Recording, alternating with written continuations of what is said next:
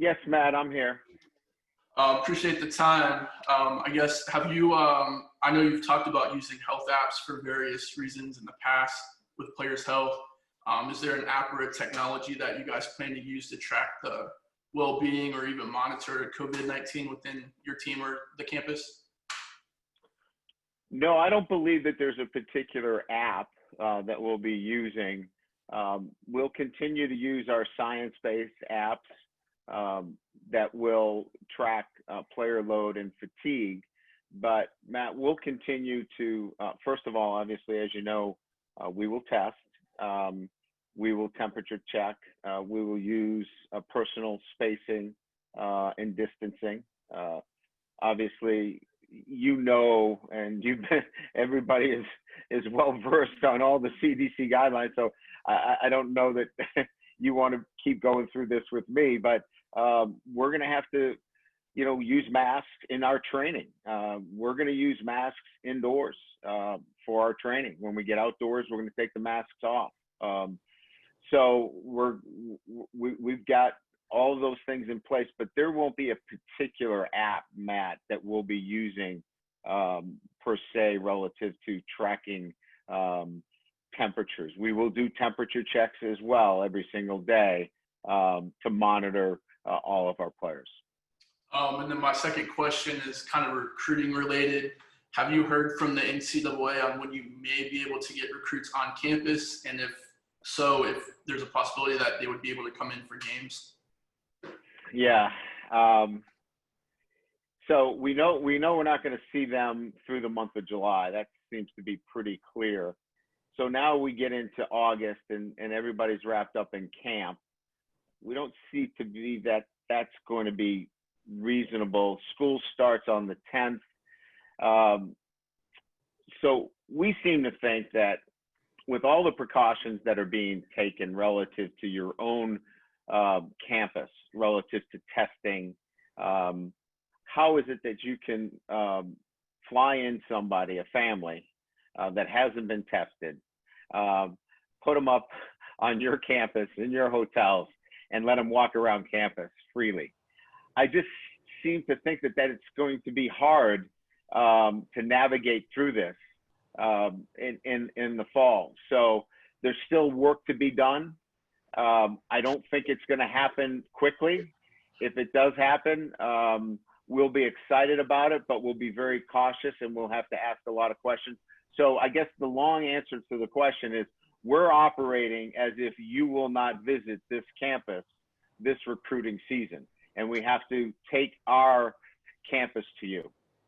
Awesome. And then lastly, kind of piggybacking off of Pete's question, I know a lot of your staff put out messages in support of the Black community over the last couple of weeks. Did you as a staff have a meeting on what that message should be, or did you kind of leave that up to them to make their own decision? I thought it was important that the most, I think, important meeting was with our team and making sure that everybody on our football team understood what was most important, and that as a team that you had a voice, and we wanted to make sure that that voice was heard.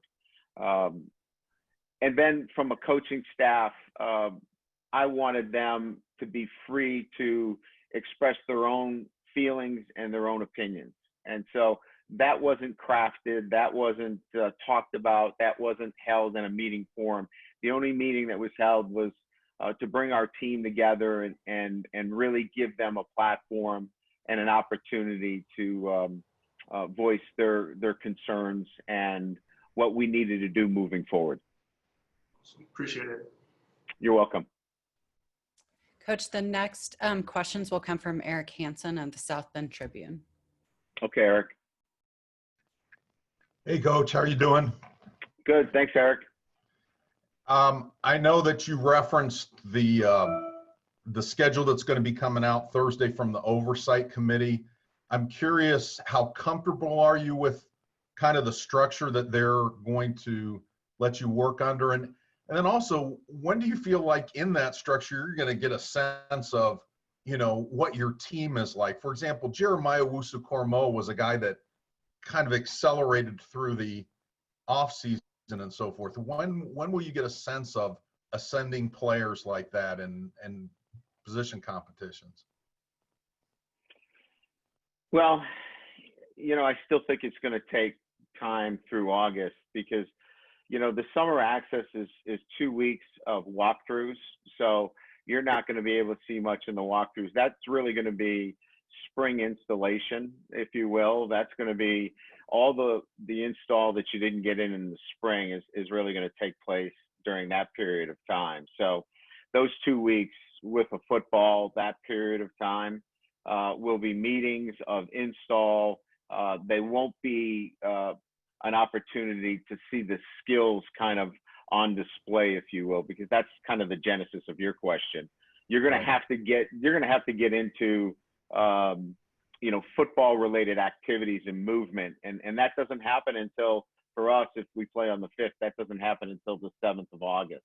So we'll be a few weeks into camp before we're able to really make those kinds of football impact kind of decisions.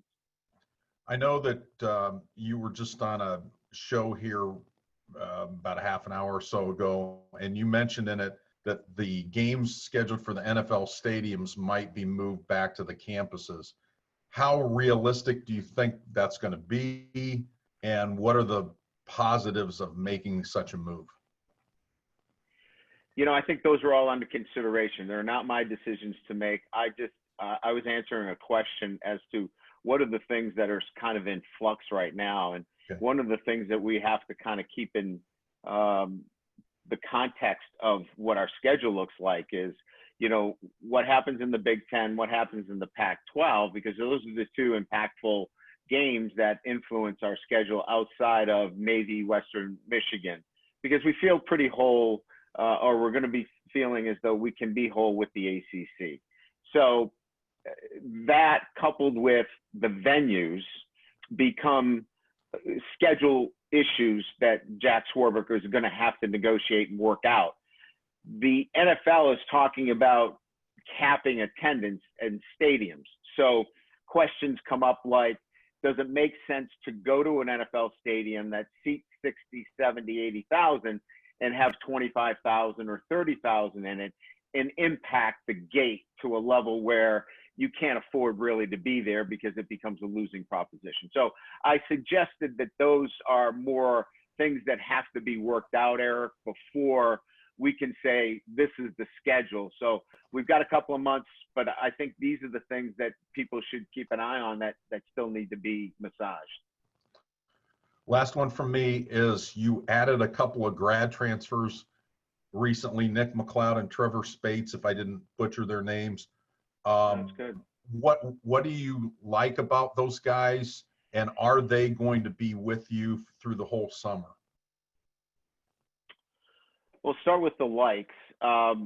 We wanted maturity and player maturity, as well as veteran maturity. These guys are guys that we did our research on in talking to coaches. They're well respected in their locker room by their teammates. So we're inserting guys into a strong culture, a winning culture that we don't have to be concerned with. Secondly, they've got a pedigree. Although we know Trevor's been banged up, we feel like very confident after sharing medical information with our team that with a clean bill of health, he is going to be a really fine football player for us. So we feel like we've added both ends, maturity in the locker room and guys that can play at those positions of need at a high level. So they were need positions for us as well, and we addressed them. And you, as far as, are they going to be on campus with you all summer? Yes, I'm sorry. Yeah, they will be enrolled and part of our immediate program beginning in June. Thank you. Okay, Coach. Allison Hayes is up next from ABC 57. Hi, can you hear me? I can, Allison. Can you see me? I can see you too. Okay, I see you now. Hi, welcome back. It's good to talk some football finally in the summer. No doubt, Allison. I can hear you. Well, the first question I have is just, finally having the opportunity to get your players back on campus and to really be able to see them in person. I imagine these guys they're like your kids to you. They're your sons. How much do you look forward to just having that personal connection with them once again, beyond just football?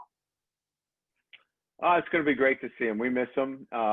It's been hard, I mean, you're in it for the relationships, and to be Zoom talking to them for 3 months is there's only so much you can do. You can get some work done, but you can't get the kind of work that you want to get done with your players with their development. So it'll be nice to see them, even though we can't really work with them right now. It'll be our strength staff, because we're in voluntary virtual activities for us as coaches.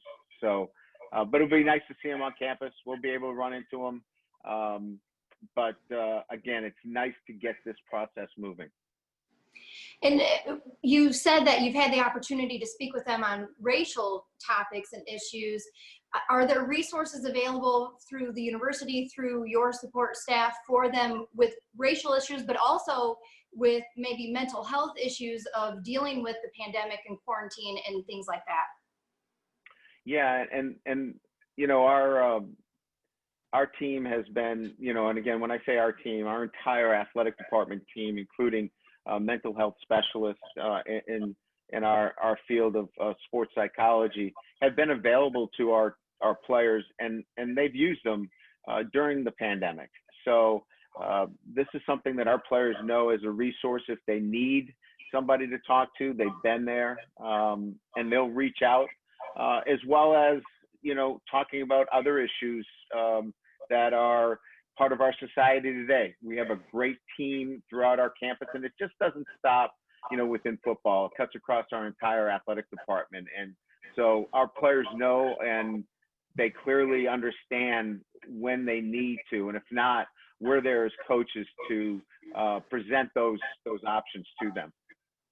And looking ahead at the season, with the change of venue, now no longer in Ireland, now in Annapolis, what set of challenges does that maybe pose to your coaching staff, but also to the support staff in getting prepared? Is it maybe a little easier because you're not going so far, or is it more challenging because you've already put so many things into place?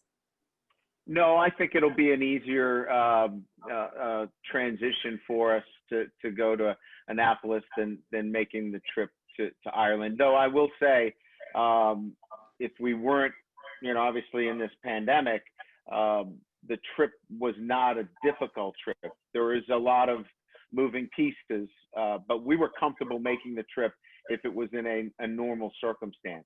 But moving it to Annapolis will be a pretty easy situation for us. Now, we're going to enter into some, situations relative to testing the week of the game. We've got to work through those things. That's a whole new lifestyle for us. So we've got to figure that out. But it'll be an opener for us, and we're excited about it. And just the last one for me, just when you talk about the COVID testing, kind of twofold, are you testing daily? Is it weekly? Is it just on players who show symptoms? And then is there a plan in place if there is a second wave of COVID, and how you salvage the season? So we'll begin, as I mentioned to you before, we'll begin our voluntary workouts with everybody will have tested. So you will not be able to get into the football building unless you've been tested and you have tested negative. So that begins the process for us. Then it becomes CDC guidelines relative to masks inside, personal distancing, temperature checks, and then we will then begin the process of every 2 weeks. As we enter a new phase, we will begin the process all over again. And as we work our way all the way to camp, we will be in the same process. Then we get into weekly testing for games. I think we're, obviously in a situation where everybody is going to be testing weekly that plays in the NCAA. So that is across the board. I don't know what everybody else's procedures are going to be, but we will begin with everybody negative going into the building. And then as we pass through each gate every 2 weeks, we'll test again and move through those gates. Thank you. You're welcome. Coach, next up is Tim Priester from Irish Illustrated. Brian, as it relates to COVID-19, what has it been like in dealing with your players from a distance, and what have you learned about or seen from your players and coaches during this time? Boy, I think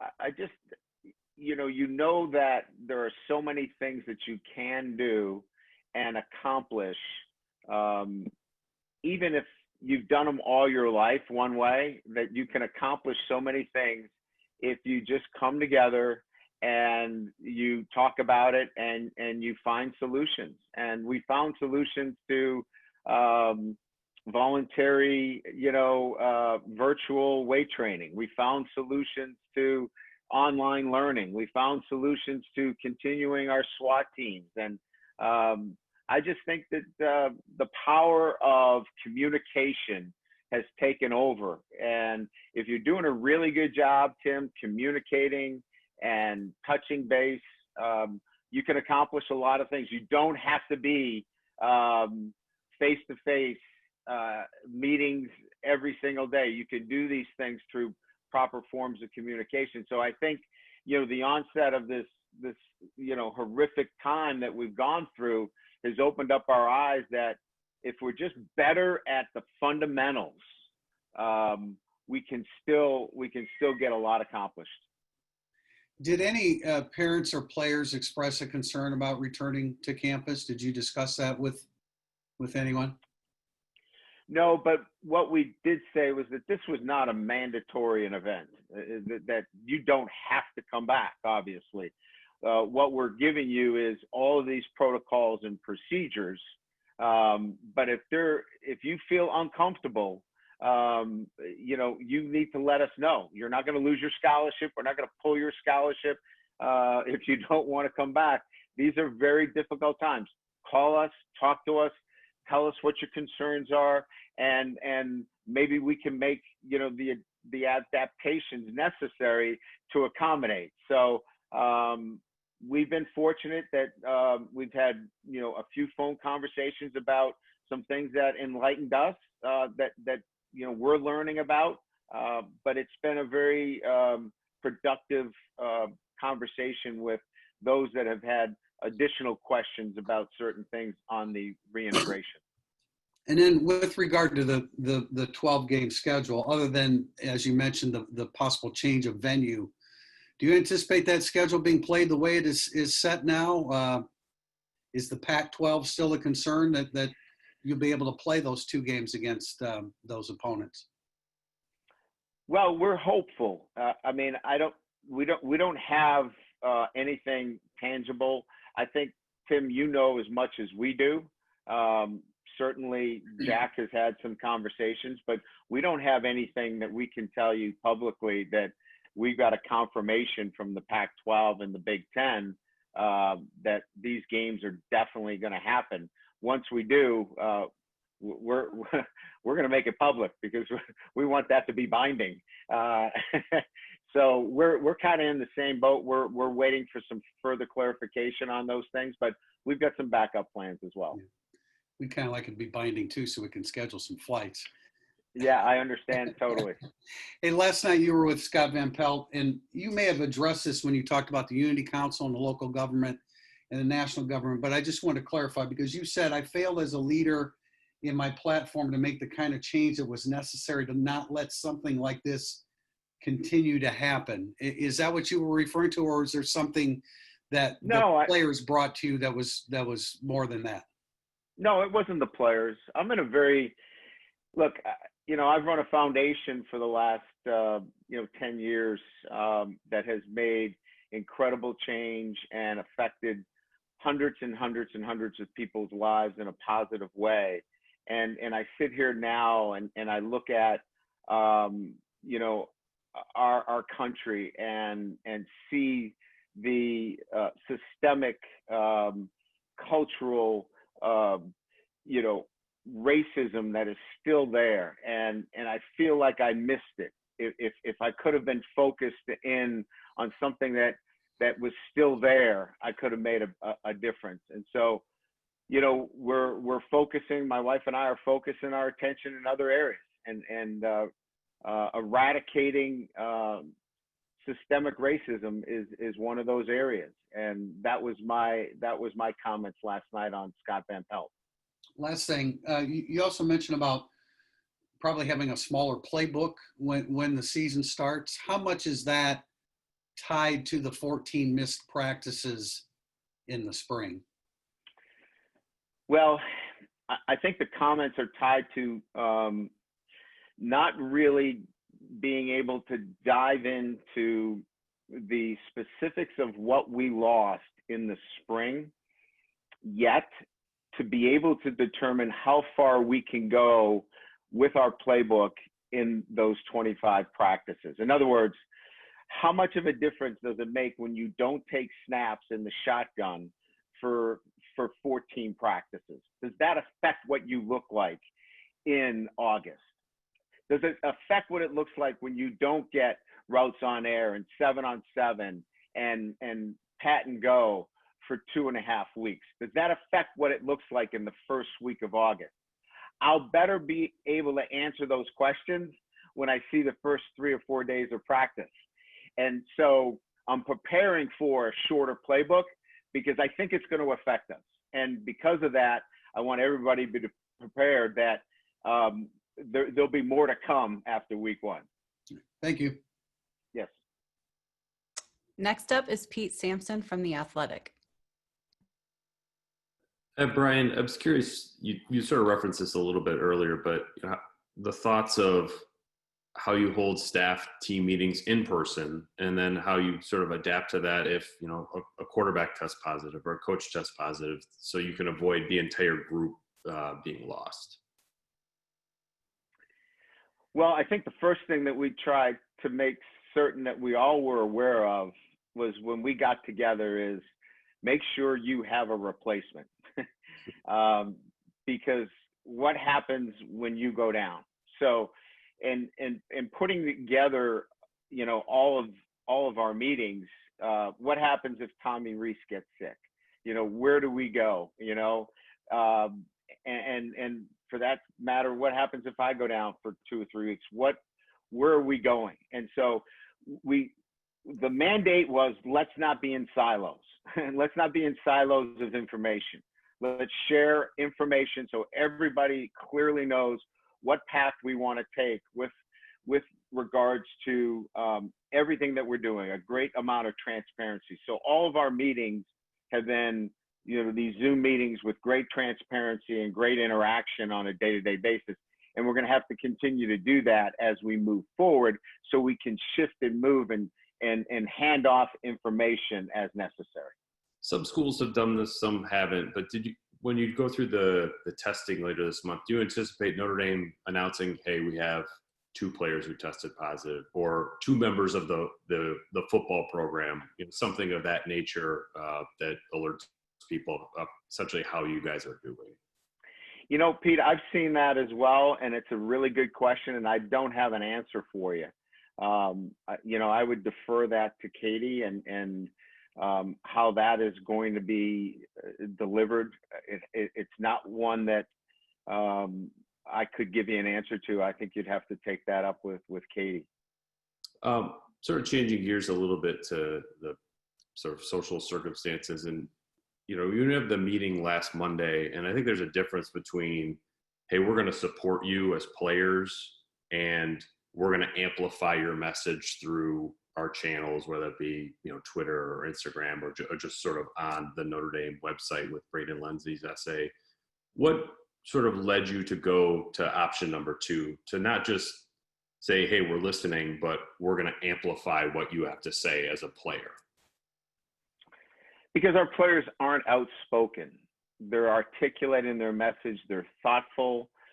they have passed through all of the filters of response, and so I felt comfortable in talking to Jack and talking to Katie that we could immediately open up our platforms to our players, because I was so confident that we would get the kind of just from the heart what they're feeling, and so it was important to be real about it and not just paying it lip service, and so that was what kind of generated it to me, and being around these guys and know who they were and why they chose to come to Notre Dame. You sort of touched on this a little bit, but some of the maybe specific actionable items that, you know, you think might work for your program, you know, it'd be voter registration. I think Georgia Tech has sort of said, you know, the voting day in November would be sort of a non-team activity day. Some different schools have put out some different things. Like what appeals to you based on the feedback you've gotten from your players?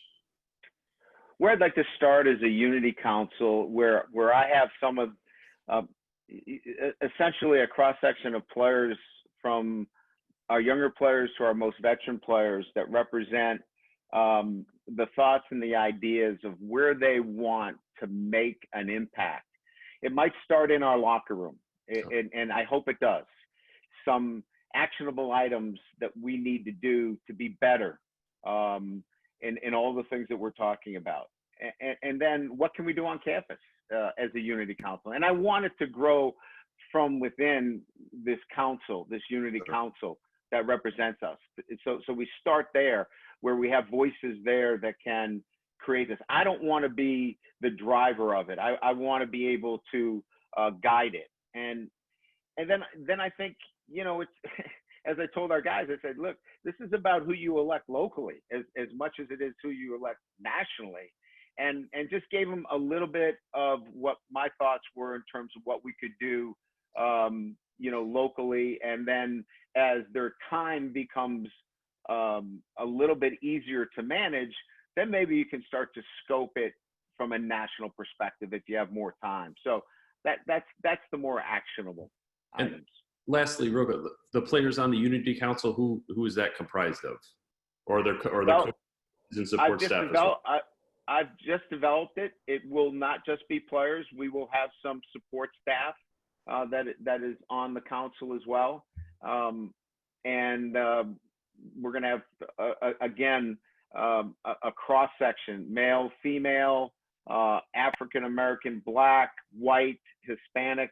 We think it really needs to be a great cross-section, and bring your voice and allow us to really do some really neat things. Thank you. You're welcome. Coach, next up is Mark Skoll from WNDU. Hey, Coach.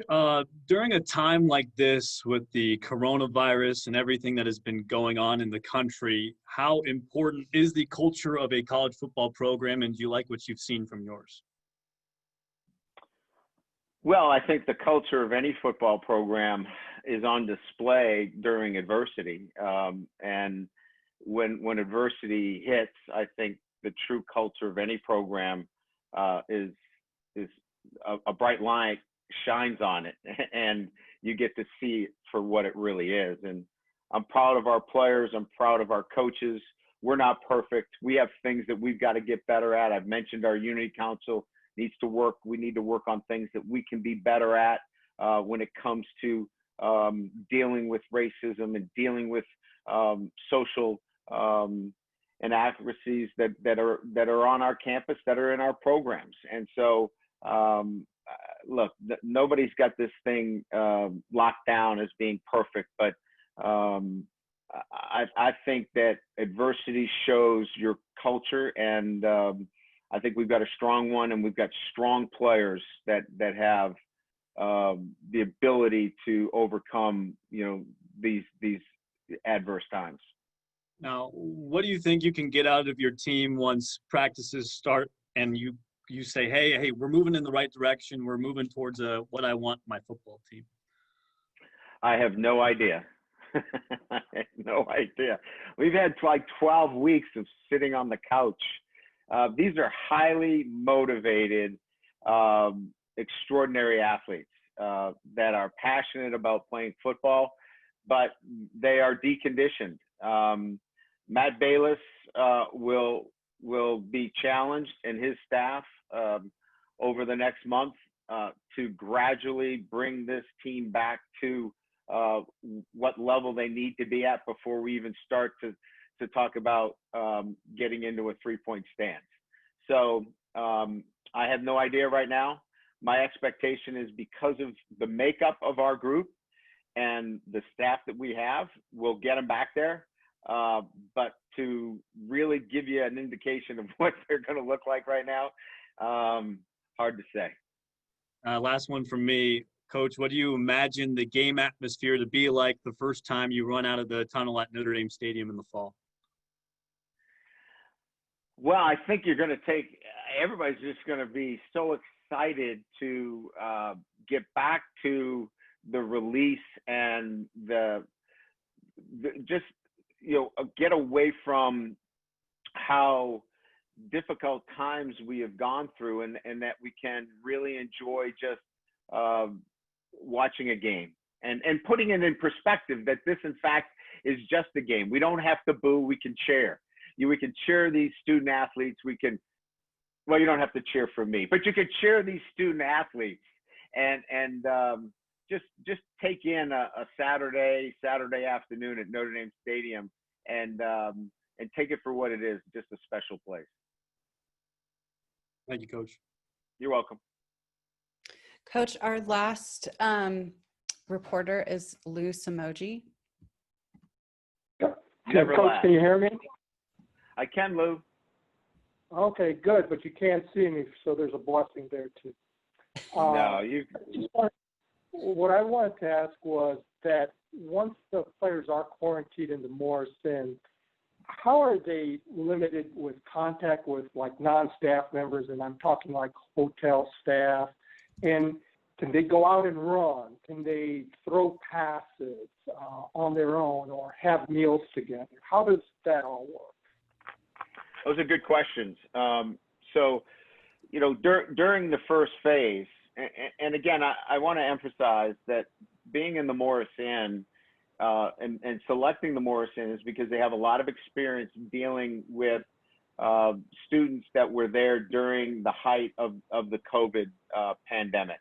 So they are well-versed in understanding the virus and all of the CDC guidelines that go with it in terms of, distancing, sanitizing, personal distancing, all of those things, meals preparation. So right now, most of our meals will be pick up and go meals. We are in discussion about having tables that would be 6 feet apart, and the potential for one meal where we would have less than 5 at a table, 20 in a room at a time, 6 feet apart, served by servers that have masks. So that would be one meal a day, and that is still in discussion at this point. But they will have to stay on campus during this period of time, and their interaction is limited to our strength staff. If a coach is getting contact with them, they have to have masks on, and that is strictly set up by the procedures through Dr. Leisler and Rob Hunt. And with all that social distancing, I mean, they can't like work out on their own. This is all organized workouts in groups at certain specific times. That's correct. That is correct. Now, when you are in quarantine, we will have quarantine workouts that are that we will not supervise, but we've given instructions as to what they're allowed to do. Those will take place in another site and those will be band workouts. In other words, rubber band workouts. And those will be at another site, and that is when they're in quarantine. So if you're in a 7-day quarantine prior to our first test, because you cannot get into the building, we will not have staff with you, but we don't want you to go during quarantine downtown, right? And affect that quarantine. So we have come up with workouts and things that you can do on your own. Okay. Okay. Recruiting-wise, you were scheduled for a huge recruiting visit weekend on March 20th through 22nd. Obviously, that was canceled, and there have been setbacks there as far as just being able to take the on-campus visits. How much did it affect just not being able to be on campus in the overall spectrum for the recruiting? I don't know. I mean, you know, we're grinding through recruiting like everybody else. I mean, I think we've had, you know, some really good gets. We've missed on a couple, but it's really competitive when everything is online like this and everybody is doing Zoom meetings and nobody can have anybody on campus. It's, you know, everybody loses something. You know, we certainly lose something by not being able to, you know, get you out of your state and bring you up to Notre Dame. There's no doubt about it. But, you know, everybody is dealing with the same situation. But we'll get ours, and we're going to lose some, but we're going to keep being who we are. We're going to keep working hard. And at the end of the day, I think, you know, we're going to be fine. We're going to have a great class, kids that fit Notre Dame, that we can develop into being outstanding football players that can help us win a championship. Okay, Coach, that wraps it up for us today. Thank you so much for your time. For all the media members, the full video will be available on our website at und.com/pressbox here shortly. Thank you very much.